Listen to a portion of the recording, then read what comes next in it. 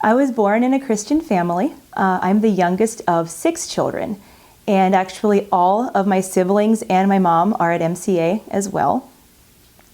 I accepted Christ as a child and also recommitted my life through the years.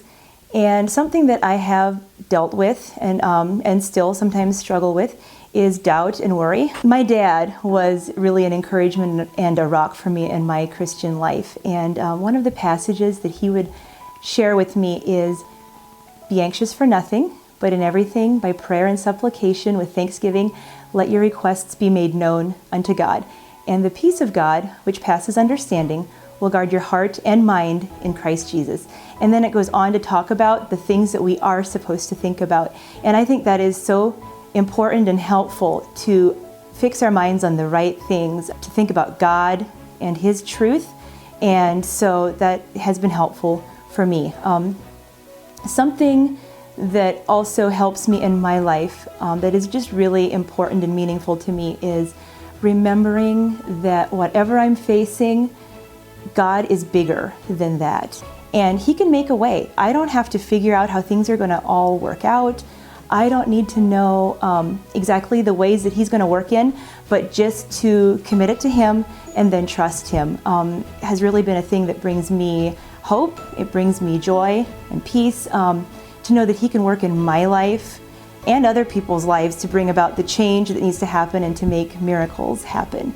And I just love that He cares about the little details of our lives.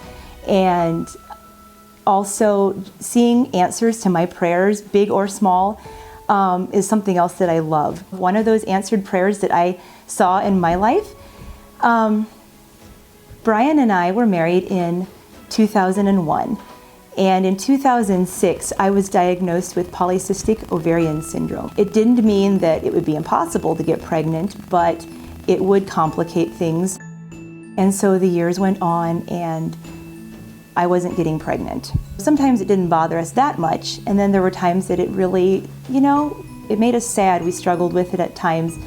Our friends were moving on to the next stage, having families, and so there were times that we kind of felt left out. I remember there being times that I would cry out to God and just ask Him to please give us children, and I knew that He could. And we were during that time we were part of a small group, and we had shared with them also, and so they were praying with us and for us. And in fact, one of the couples told us that they prayed for us every day. So in 2011, we went to Africa with a group mostly made up of people from MCA. And while we were there, while the guys were doing a building project for the organization that we were with, us ladies helped at a baby's home. So one day, the nanny that was in charge of the group that I was working with started talking to me, and we were talking about that we didn't have children, that we had wanted to start a family but hadn't been able to get pregnant yet. And she told me, "God's going to give you children. I know that He is." And she shared some things with me, and we talked, and she was telling me about two other ladies that had been there on missions trips who hadn't been able to get pregnant, and she had prayed with them, and both of them within a year of leaving had gotten pregnant. And so she wanted to pray with me. She said, "We're going to believe God together for this." And she took my hands in hers, and with kids around us and on us, she just prayed a heartfelt prayer for me.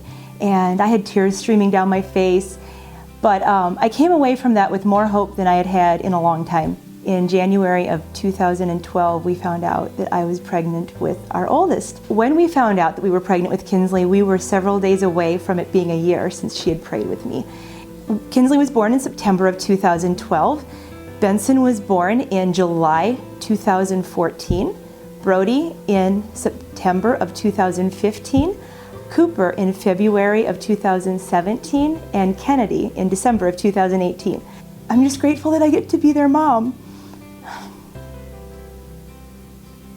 I'm thankful that as I go through my days as a stay-at-home wife and mom, that I can look to God as my source of strength and joy, just looking to Him to help me through whatever I'm facing and also trust Him with our future. My encouragement to those who may be dealing with infertility is don't give up. Know that you matter and that your story matters and you're not alone. Keep looking to God and knowing that He can work that miracle for you. I don't always understand why and how God works, what He may do in your life, but I know that He's able. My name is Gloria, and God is still writing my story.